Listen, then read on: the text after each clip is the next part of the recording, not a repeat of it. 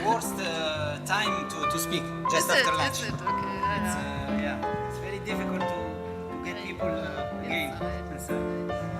Did you do a call for? Yeah, I said that it will start.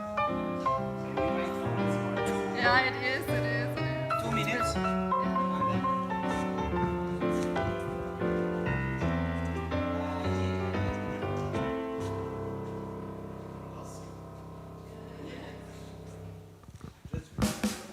Radio Swiss Jazz, ein Musikprogramm der SRG-SSR.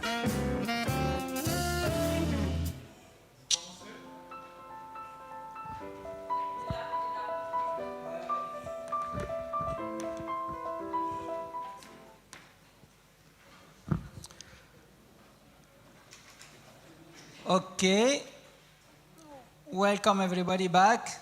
Yeah, I know that it's the worst thing to do is to come back to the room after lunch, but we have to do it. And so I'm pleased to introduce Bettina Schneider.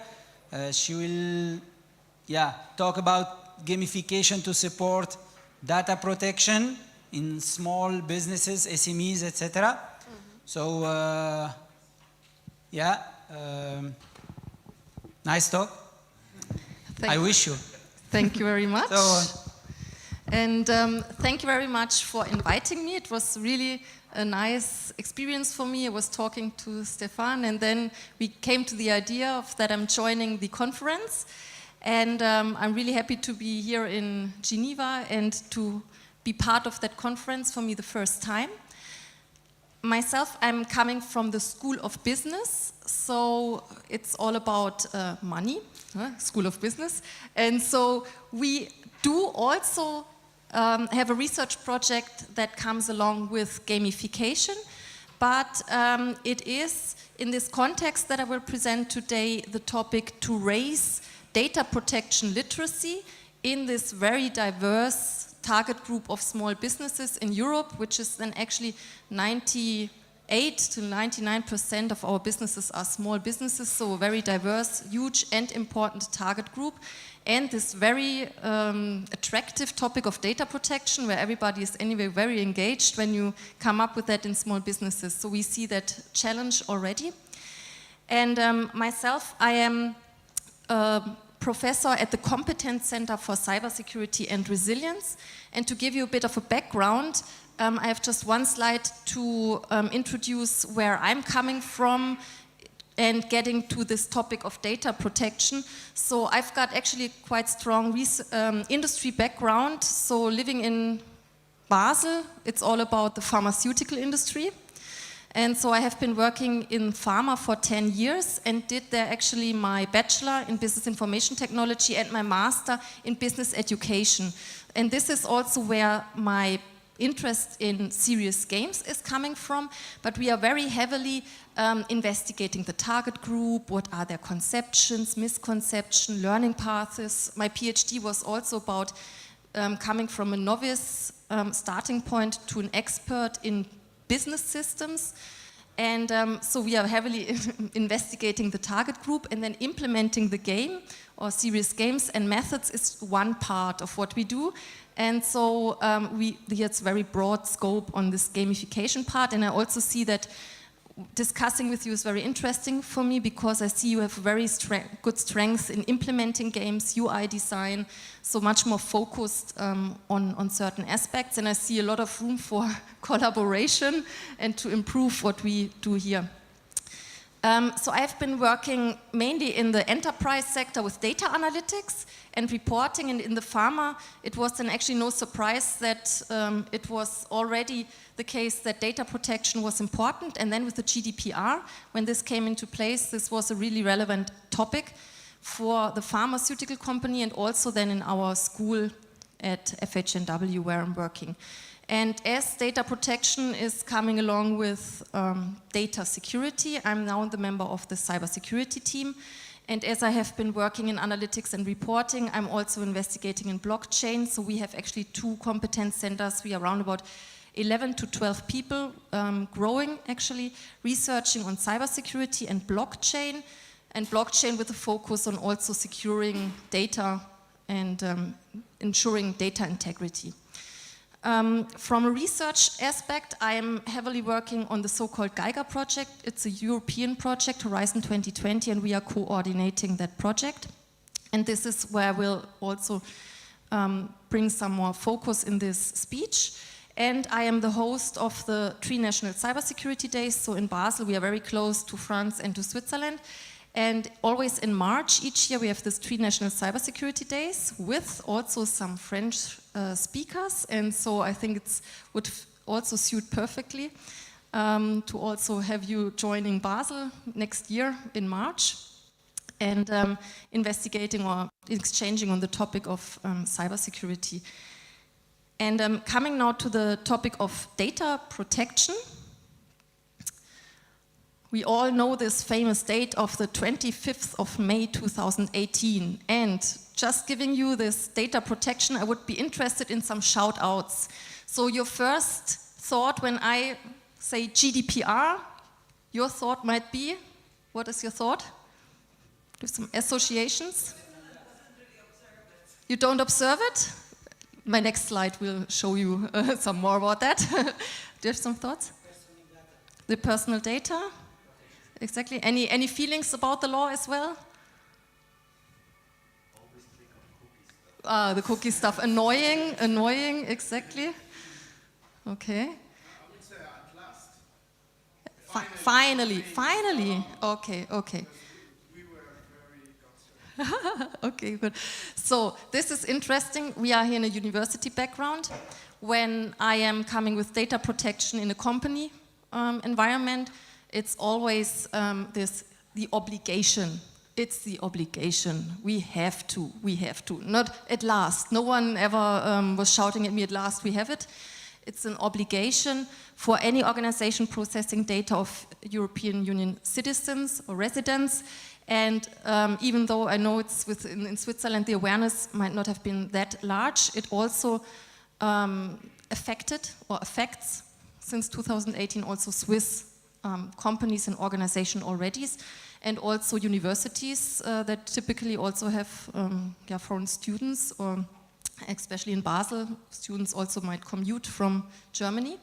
So this is very easy to become part of the GDPR already. And also in Switzerland, we have a famous date now, the 1st of September 2023. Similar obligations will apply in Switzerland. So there are for sure in the details differences. We already started a bit of a discussion about that. But Switzerland is interested in having the similar rights, or to be accepted as a safe country for data exchange with Europe. So they had to adapt. And this date is currently, this will be the date when the law will become active, and quite similar to the GDPR without a transitional period. And at least at our school, we have a business education program, and we experience really a growing interest now, since it's clear that such a law will come. Before that, we had more the attitude, yes, it's only Europe, we will get somewhere around it. But now it's really a strong interest in that due to this obligation, for sure. Still, as it is an obligation, I more and more perceive it, and I also see it from your comments, it's not only an obligation, the data protection, but it's also something that consumers want. Yeah? So there's such a yearly study that is done by Cisco. You find for everything a study, I know, but we have this yearly study that shows the consumers want transparency and control with respect to business data practices, and an increasing number is willing to act. Yeah? So because we see for sure a bit of this, what is called a privacy paradox. We all want data privacy, but are we really willing to act? You see that here the percentage is really decreasing. I care about my data, I'm willing to act, okay, 80%. I have acted, oops, it drops, yeah. And I'm really privacy active person, 32%, but it increases, it has had an increase of 10% from 2020, and affected actions like changing or refusing social media, phone companies, retail, credit cards, And this number is rising. So I see, in addition of having just an obligation to follow the law, it's also more and more our expectation as consumers, as customers, that our data is cared of. So I think it's also this aspect is more and more important. So it's just a necessity to keep the customer trust and also your reputation. And I think a very good example also of this reputation loss is also one very serious case in Switzerland. So thinking of Switzerland and data protection cases, do you remember any? Or is it very calm in Switzerland? I know we don't fight so much. But is there any serious data protection case that you have in mind? Worst thing of the last years? Yes? Maybe the health sector. Health sector? About the data protection of the dossier of one pilot of Formula 1 In the hospitals? Yes, I will show also later that especially when you have patient data and health data, so there's suddenly no excuse, yeah? So it's very strict, and also our public opinion is very strict. And for me, the most serious case is also in the health sector, but it is actually this foundation, My Vaccines, Stiftung Meine Impfungen, Fondation Mes Vaccins.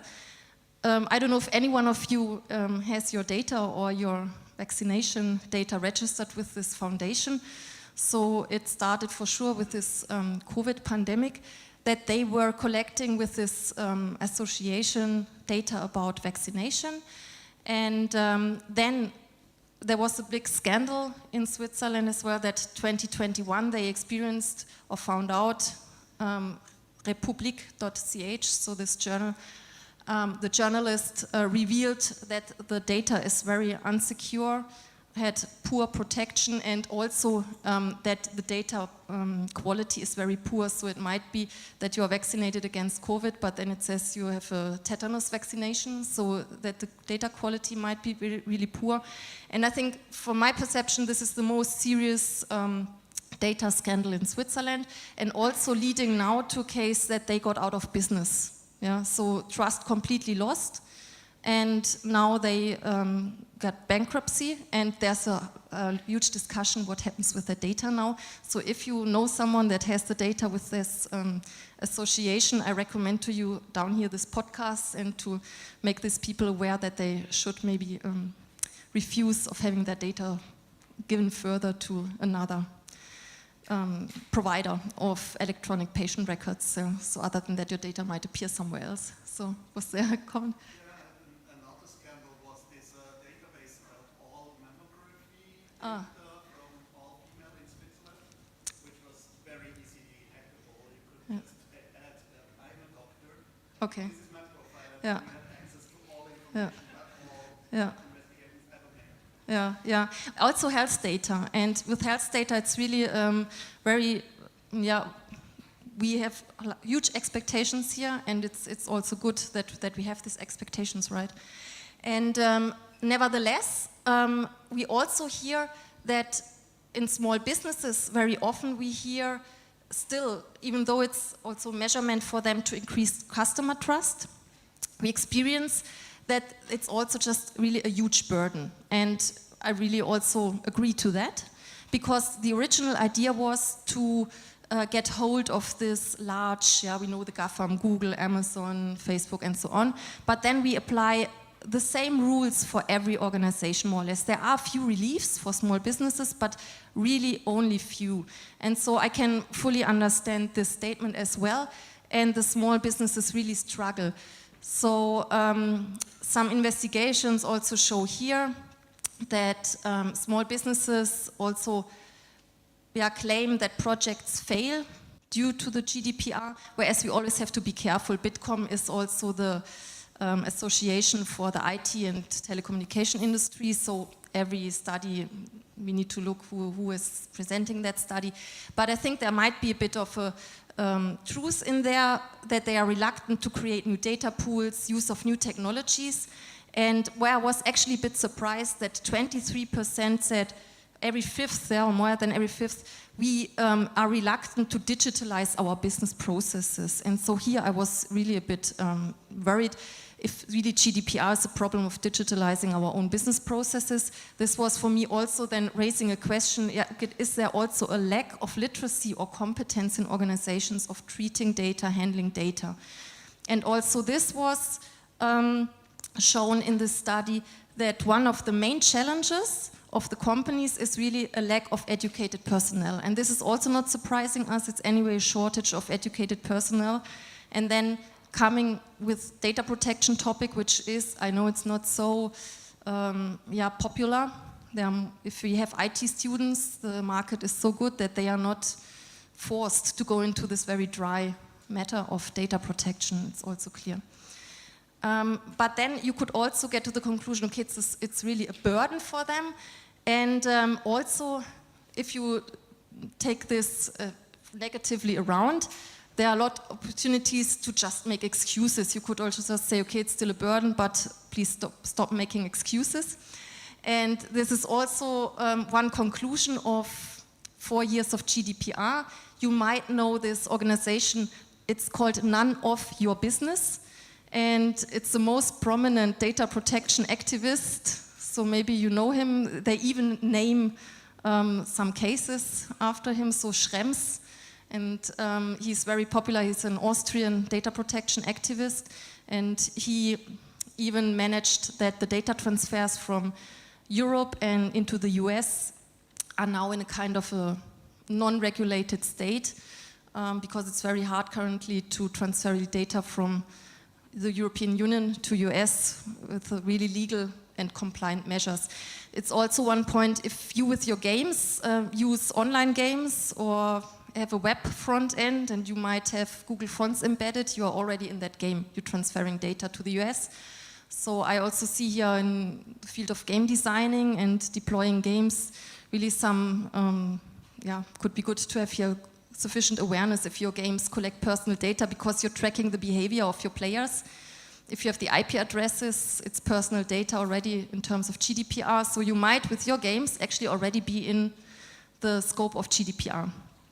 And yes, what also we face when trying to leverage data protection literacy is a lot of resistance in this target group. As I mentioned, we have other priorities, especially in times of COVID. I can also understand, but also there's no personnel and no money for that. Yes, it's also shows from the slide before that the personnel is lacking.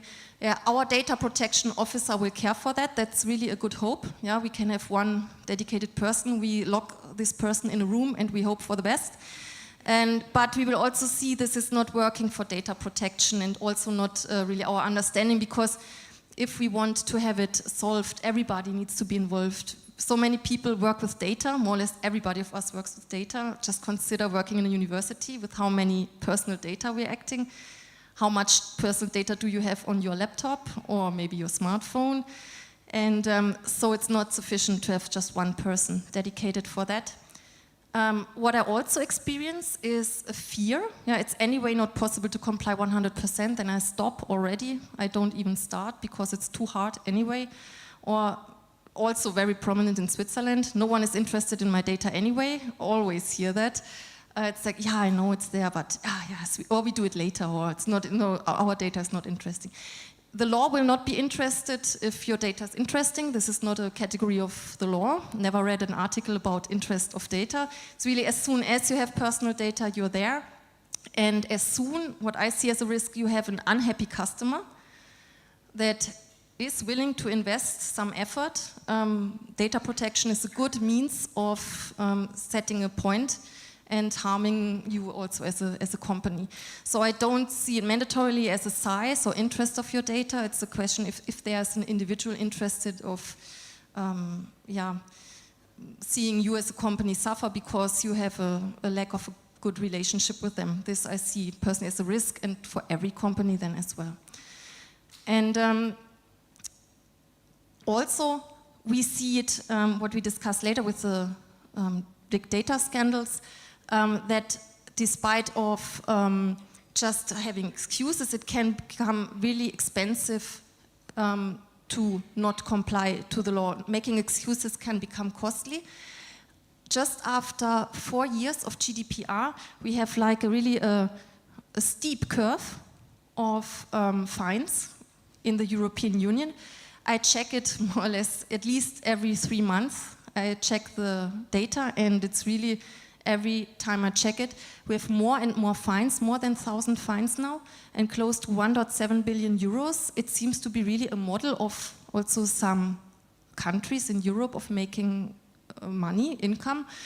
And the numbers are rising, and for sure also here it's not just the Googles and Amazons that are here in the loop, but also, for example, one of the first fine that raised my attention was against a hospital in Lisbon, and so in Portugal, and also the public sector. You don't have so much money here, it's not your main business, but it can become very serious, and not complying with the law can become here very costly, and we see it here in different countries.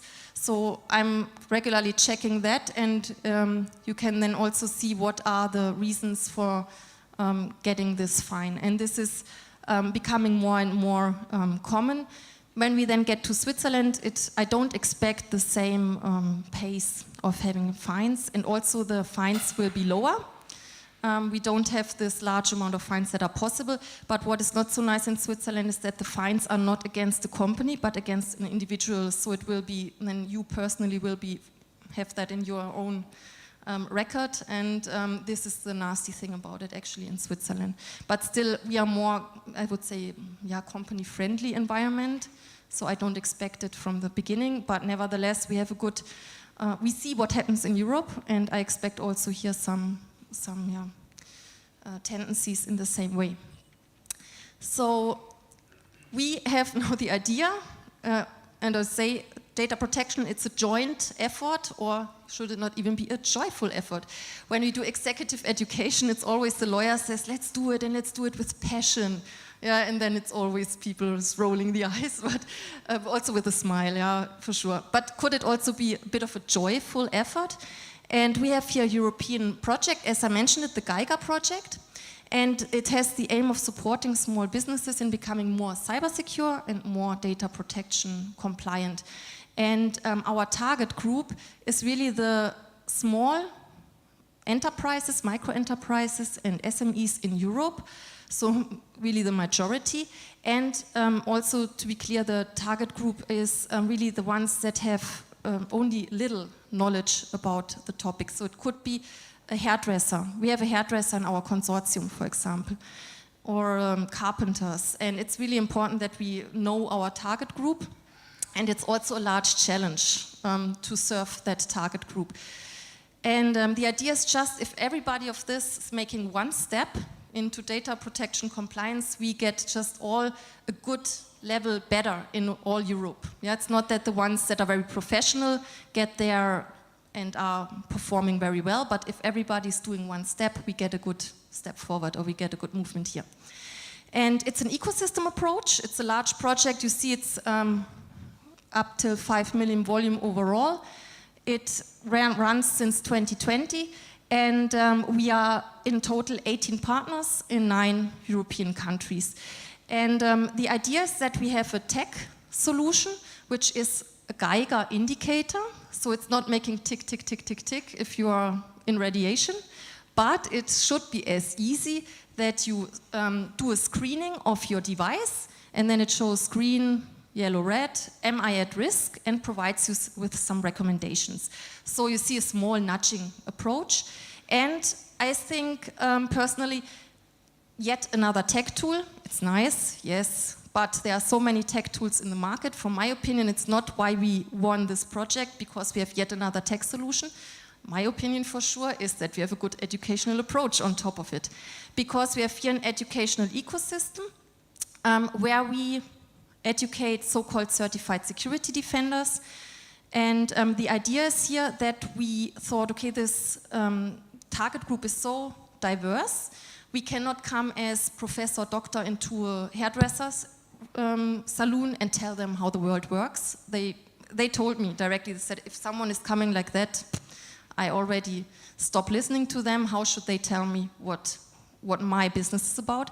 So we have an approach of building upon trusted relationships. So for example, in Switzerland, we have a collaboration with the Berufsschule Baden, and we educate apprentices, and the apprentices then educate their company, their superior, their bosses in their companies. Or in Netherlands, they are very structured in the way of how is it called? Buchhalter. The accountants, thank you very much. So they are very centralized here. They have an accountant association, and many small businesses trust their accountants. So we educate the accountants, and they then can educate their customers. And this is our approach, and I think this is why we won the proposal, because we have this idea of how to reach that target group. And one part of it, so you can see here, by the way, mock-up of this solution, and it's now just released also as a trial version in the Google Play Store. You can download parts of it, but my focus here is not just this tech solution part. My part is more or less here that you have a result and you have ways how to improve your score, and some parts of how to improving your score is the educational part. And as I mentioned, we have here the certified security defenders that then get a certification, a low threshold certification, and elements of this educational ecosystem is gamified learning. And so if you're interested about the project, I have here the links included, and I hope that you receive the slides, because I'm not intending to go into much more depth about this ecosystem approach, because I want to use the time now for getting into this gamified learnings. We have 3 gamified learnings. One is the cybersecurity escape room, and this is the most output that is really can be called a game. So then we have the GDPR storytelling quiz, and here it really made me laugh this morning where you said the message is brought across with text, and yes, we will see that, I will show one, so you got me here. And data protection self-assessment, which I have to be honest is just enriched with gamified elements. And so just showing you what is here in part of our project. I have just one slide on the escape room. Because we have here cybersecurity escape room, which was originally part of a master thesis that we did as a pre-study.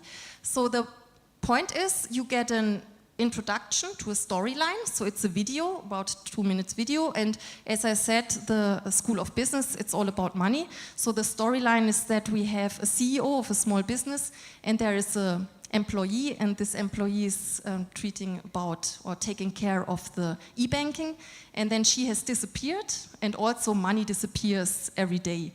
And now you are here to help this CEO to stop these e-banking transactions. And in the first round, we had really a physical escape room.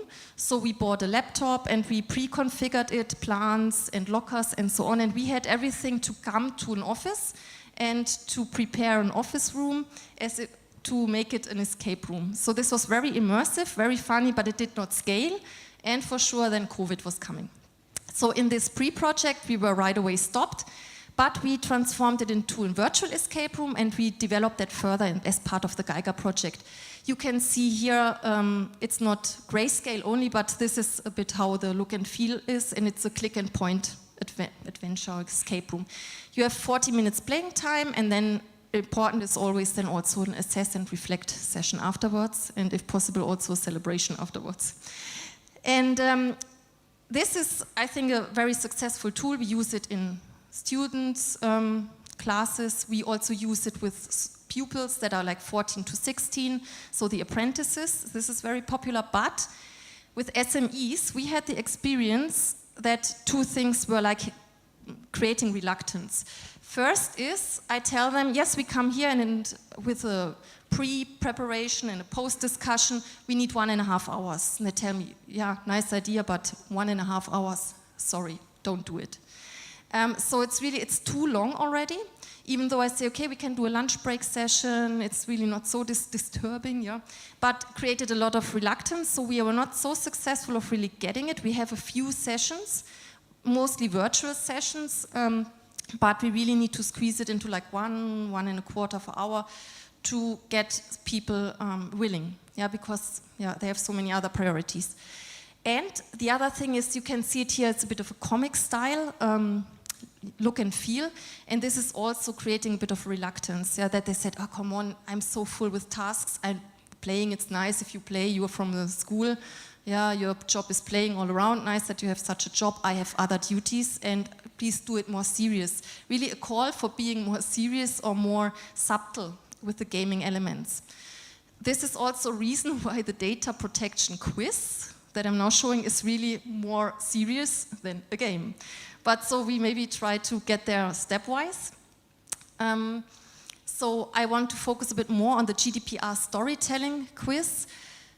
So we have this as a second part that I want to show here, that we wanted to create data protection literacy and to bring this very dry topic to a bit more lively stage. So first thing, coming from this business education background, we did some research on what is data protection literacy, what are the concepts, what do we teach. So I just have here a link to the publication. But we got here to some concepts, and 4 of these concepts we chose for the quiz. And then I think a very good way of bringing data protection to more immersion is the storytelling approach, really embedding it into the context of a small business, of their everyday working environments. There will be soon another publication, so I also included the link here if you're interested. You will also see a bit more about this storytelling and integration. And we have tried to have this aspect of immersion and then the aspect of competition with the quiz questions. And for sure, important to provide description and justifying the answers. So we have 4 base concepts, 1 business context per base concept, 3 stories per base concept, and then a multiple choice question or a drag and drop. And so Tobias, I think here you can see also room for improvement already. This is our visual interface. And we see here, exactly, so you're invited to have then collaborations with me on making that more with music, with video or other things. But you see here we have an example of a small retail store, and we embed that. And this is already, I think, at the high end of what is read as a length of a text. It should not be much longer. So it's really that people lose track right soon. But you see an Italian citizen is traveling and then is coming, wants to buy a hoodie, and then gets to a store. And by accident, I chose this because the store is in Geneva, yeah, exactly. So we are here in Geneva, and then this customer buys such goods. And then it's just a question, are these personal data, yes or no? Because it was already in a point, am I under GDPR, yes or no? Is it applicable to me, yes or no? And then you choose it, so this is a single choice question, and then you receive an answer with the article here of the GDPR and with a justification for it, and also with some more information along with it. And we also have some questions that are not so actually yes or no easy to decide, in order to create some discussions around of it. And so here we have then of this, as I said, from these 4 concepts, different aspects, the yoga studio as well, then this retail store, so everywhere it's really a small business so that they can identify with that. As conclusions, we can really say we tested this with master classes, and our master students are part-time students and working for small businesses, so this resembles then the target group. We can really say the key point is actually the low threshold. If you have the smallest hurdle, it's really a reason to stop and not to do it at all. So easy web front end without any registration, short texts, it's clear, I can really feel with them, I'm also not keen on reading too much. And clear user guidance of how to use it and how to click it. And what we also experience is the modularity is key as well. I did an investigation in Moodle, you can measure it, and in average, 1 person spends 8 minutes on the game, and then the attention is lost. Yeah. And we have also like a dropout quote we had of 20% of people that stopped within 3 minutes. So, which indicates that they really lost interest very soon. And also 8 minutes was, to be honest, because I'm really passionate about data protection, not what I expected, but then I needed to think again, yes, this is data protection, it's clear. So rather do a small modules, and we splitted it then up into micro-learnings, just on one base concept and few minutes playing time, just 5 minutes, and to really let it flow into your teachings here. Also, I think key point is for sure the reflection, to receive immediate feedback of your answer, the justification for sure, and to nudge them into clicking a link or to investigate further into the topic. And ideally, it's really embedded into a joint learning experience because it should raise discussion. So this is also why we included by purpose questions that leave room for discussion. They are not so easy yes or no, but where you could really argue about it. And then this is where the interesting point is coming to if you're yes, but. And then you can start discussing. And I also experience, especially for people with an IT background, anyway, the law is a really strange thing because we are used to really receive requirements and one-to-one implement that requirements. And then there is a law that is with the setup has not a yes or no, but we can fight about how do we interpret that law. And a lawyer, for me it's always interesting then to collaborate with lawyers because they say, oh yes, great, this law, and now we can fight who has the right. And this is really also something that we need to experience or that we need to understand from our background as IT people. It's not like an implementation one of requirements. It's really discussion and interpretation of the law and really making use of these different interpretations. And so just as an outlook, now I'm finishing data protection literacy. I'm really convinced more and more that I work with that. It's needed on a broad scale. It's an essential element of our digital economy. We cannot just really bring this to one person, to one expert, and we all need to be aware how to work with data. And just listening to your talks, I also really saw, okay, for example, implementing new technologies needs from the law a data protection impact assessment. So when we heard from, I think from Fabio, right, with using augmented reality glasses, usually you need a data protection impact assessment, at least as of 1st of September, you will need to have a data protection impact assessment as part of complying with that law. So then I invited you to improve my game, and also I offer for that in exchange to give you a first insight of data protection compliance of your games, so we can do an exchange here. So this would be a mutual collaboration, so I can offer, and I saw really some aspects that also in the games are important to see, and it really needs a broad scale. And effectively leveraging data protection is really still a challenge. You can do nice slides, but really bringing it to life, it's not that easy. And really having the right level of games, not too much exaggerate the gaming element and not having too boring games. It's in practice not that easy. And as an outlook, we really want to more systematically measure the effects of the learning approach. We need to do more of that. It was more now an approach that we tested in the field, but we need more about that systematically. And here you see, I want you also to invite to try it out. So you can scan that QR code and you can have access to all of these games. You can test the escape room. You can do this quiz. And it's open source license, and so I think we are funded by public money. We want to bring back all the results to the public, and so would be very happy to just have you playing the games and giving us some feedback, and also would be happy to get in contact with you, and I'm active on LinkedIn, so please reach out and I'm happy to exchange with you. So thank you very much.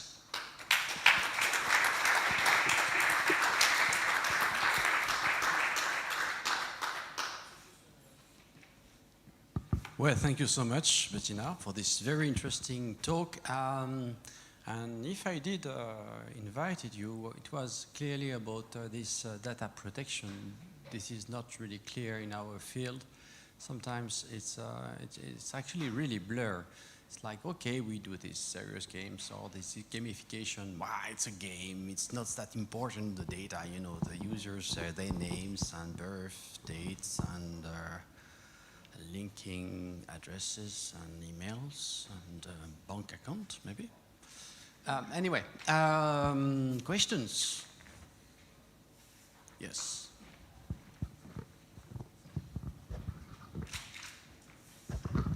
So is Switzerland really prepared to go forward? I mean, I object to certain things that happen here, like I go and register my phone, and they, instead of checking my name, they take a photocopy of my ID. I go to the bank, instead of checking my name and all the identification, they take a photocopy. Wherever I go, the place wants to take a photocopy of my ID. Are there any contradictions in the laws in Switzerland that still need to be solved? Do you know? Because like, if I'm implementing a system, I need to know if I'm actually legally allowed to get people to build systems that store this kind of stuff with pictures and stuff. Yeah. So for sure I can typically not speak for whole Switzerland, but from what we experienced since 3 or 4 years of having this business education and having companies here, is that there was just really more this attitude of, yeah, it's a European law, it's not so much applying to Switzerland, and then, yeah, it's not so important, and it will not be so bad for us in the first beginning. So I think there's really the base awareness in many cases. It's lacking because the law is clearly saying you need to be transparent when collecting personal data. So I think that there's really awareness that needs to be increased, and but we see that now, like a steep raising of awareness since this law is announced. And now since then, we really, before that we had problems getting our courses full, said, oh, data protection for the ones that really are interested. But now every course is really fully booked, and so I see, and I will see, the same effect was actually in the European Union, yeah.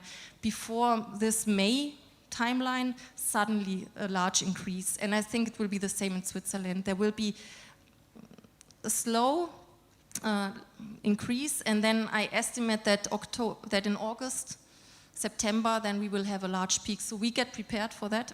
So I assume that we will have a lot of need there, and just to see that across this deadline and this implementation timeline, that then there will be the most activity. But so far, it's slowly increasing. Yeah.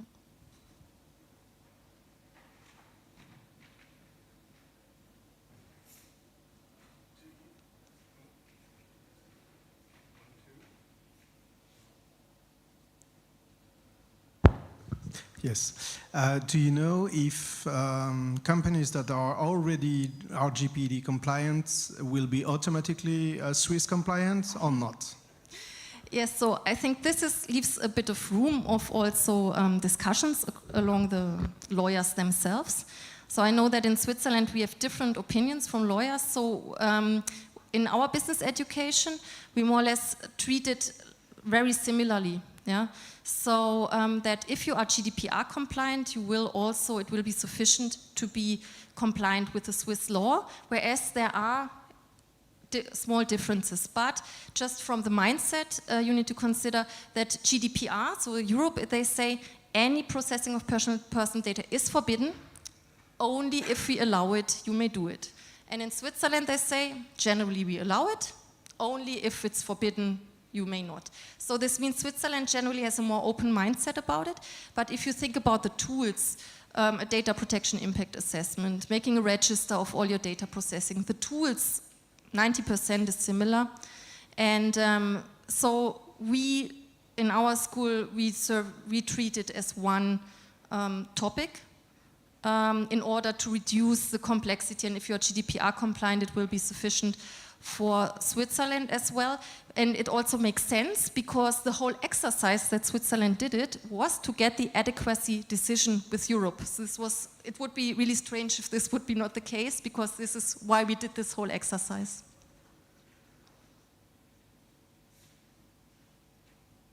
Any other question? I do have some. When we are clicking there, is it secure for us? You mean if we take personal data and so on?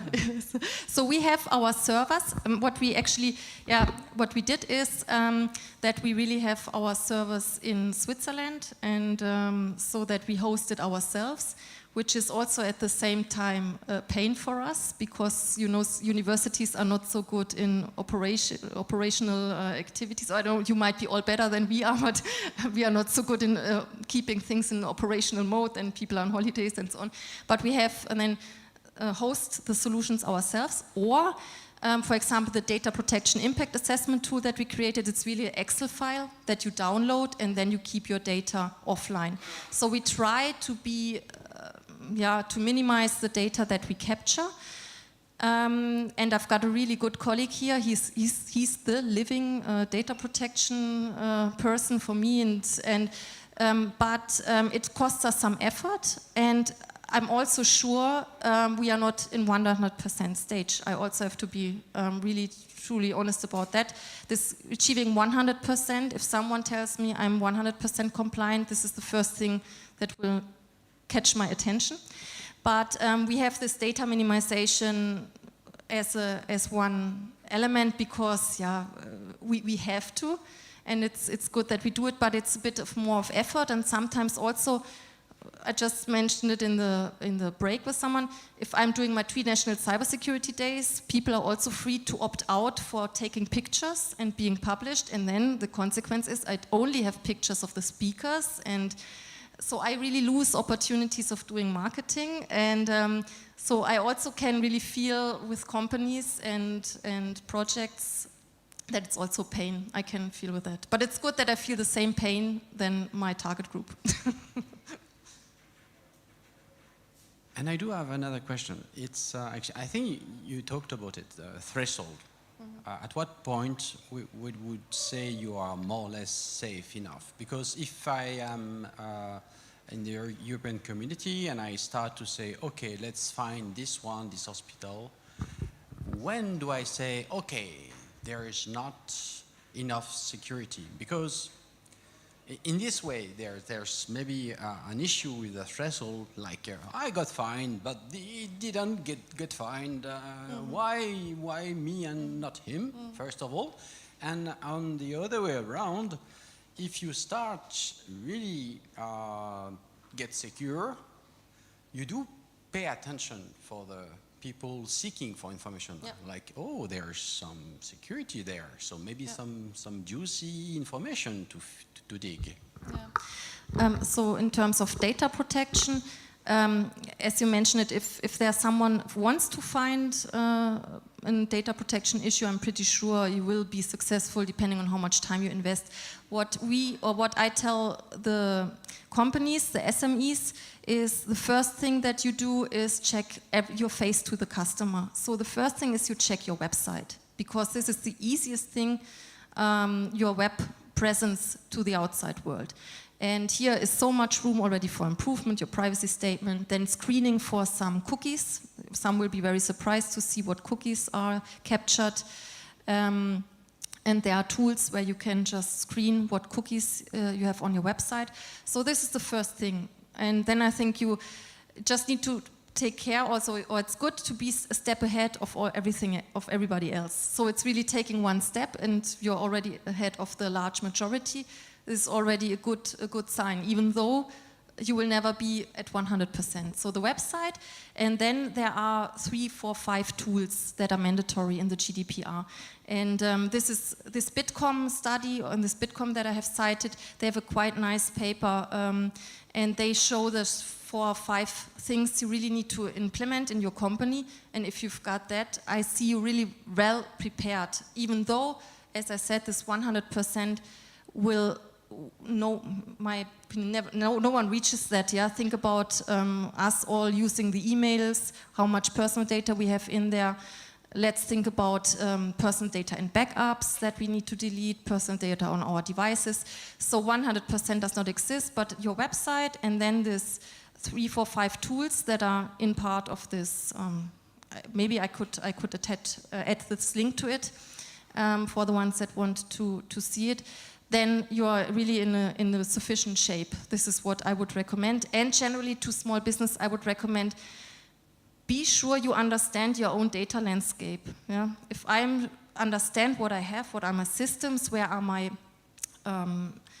collaborations, where do I also transfer data, if I've got a sufficient understanding of that, then I can only manage what I know. So first thing is make yourself an as-is situation of your own data and your data flows. One last question, quick.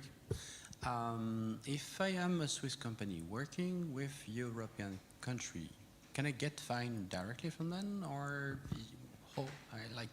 would it be personal as you mentioned before, or would it be my company, or would it be my partners? Yeah.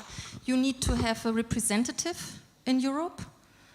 So typically it would then be that it can be any country then in Europe that can fine you and your representation and your representative in the European Union. And there are cases, actually, the large companies like Google, they are situated in Ireland, and because they have good taxes there, and as a good service to their customers, they have very poor data protection offices there. It's always a joke. You see sometimes pictures of this very old office where supposedly only one person is working or something. It's really a bit exaggerating, but it's like you can see it like a service to their companies that they also have not many staff allocated. And then it was creating such a sense of unfairness in Europe that other countries and other bodies, governmental bodies, started fining the location in Europe from Google in Ireland. So it is also possible that you get fined from another country here. And as a Swiss company, if you are obliged to follow GDPR, you should have a representative in Europe, and then they would go through that representative. Whereas I don't know any case of a Swiss company that got fined. So I understand it might be not that likely, but it's also clear. Think about the data that you have, and would it be a good story on Blick or 20 Minutes? And if you think yes, this could be a good story, then be careful. Yeah, if you have just screws and hammers, yeah, it might not be that interesting. But if as soon as you have data of children, health data, then it can become also a good story. And once it's a good story, I see there's also a risk for that. And also then if you're in Switzerland, and with the new Swiss law, it will anyway become more serious case. One question there.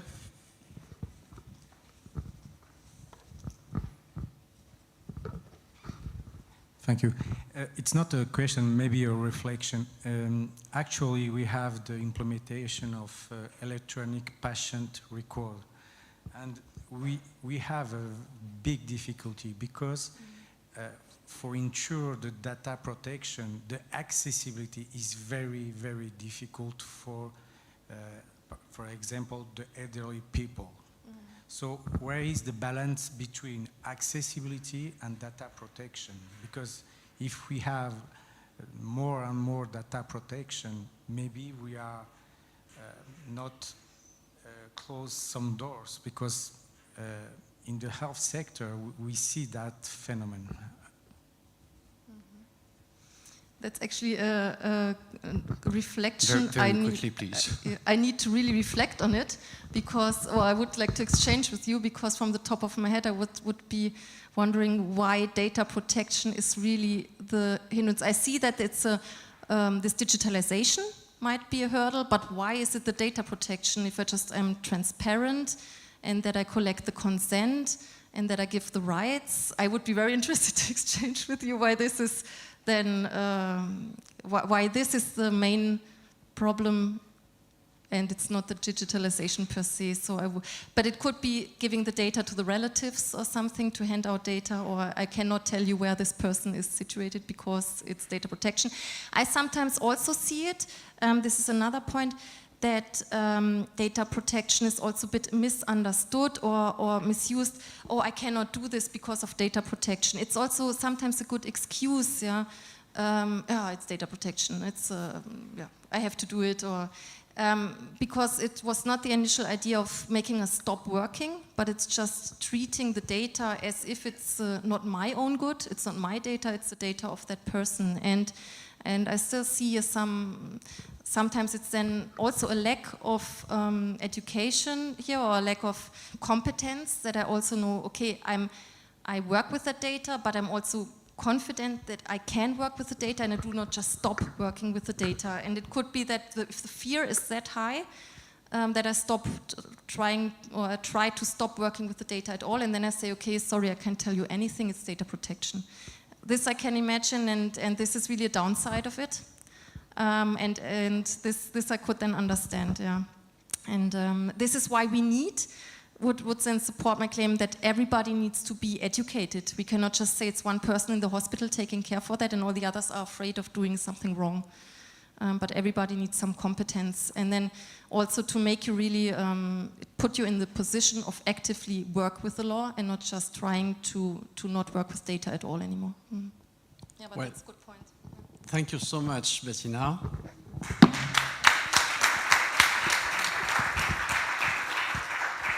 Here's your small GSGS certificate and a small gift from the team.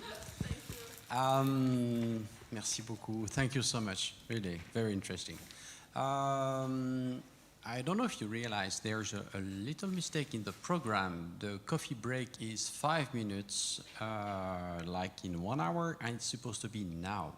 So there's a coffee break during like half an hour, just now. Yes, take a look. No, the session is starting at 3:15.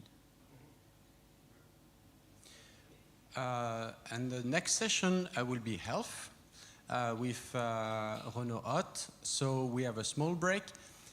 Before that, thank you so much to be still here, considering the high temperature. I don't know about you, I do have some issue now.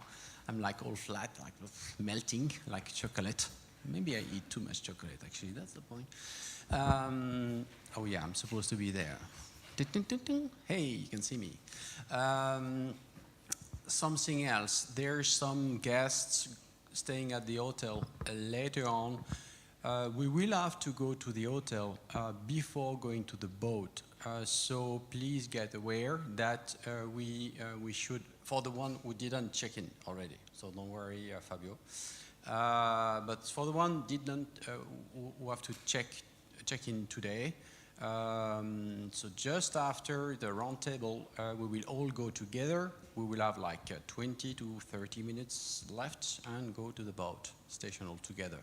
So please be aware of that. Something else, I'm forgetting something else. The boat is at 6:45. The boat leaves at 7 p.m. exactly, and you have to be at least 5 minutes earlier. Yeah. Where is the boat? Jardin Anglais. So Jardin Anglais is the leaving of the boat. It's 15 minutes walking from here. Yeah, where there is the Jet d'eau. Yeah, but it would be really great if you can be there, like I would say 20 minutes before minimum, because we have to take pictures, especially with jet d'eau and nice thing like it's really important. I think the best way in order to avoid missing everybody is to have only 2 groups. One will follow me. We will go directly to the booth and make some walk, etc. And the other group with Stefan to the hotel. And so we are 2 groups and we will not miss. So Stefan and somebody else than Stefan, because I have no clue where I am now. And say where I don't know where I'm going also. So Fabio have been there. You know where is the boat, Fabio? No, he doesn't know. No, the hotel is fine. I know where it is. It's like put Jardin Anglais on maps and you follow. yeah. It's very easy. So you're going to the hotel. So yeah, maybe we'll go together.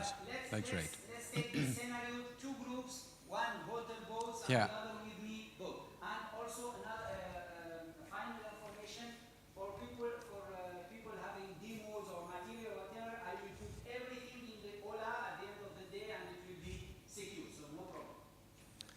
Something else concerning the gifts and the small enigma. There was some small mistakes. So sorry for that. Some people did solve it, but I mean there's still some gifts to share. So if you take a look at it, and there's still gift, and now there's no more mistakes. I am guilty on charge of that one. So yeah. Anyway, have a good coffee break, yeah, just now, and we will start the next session with Dr.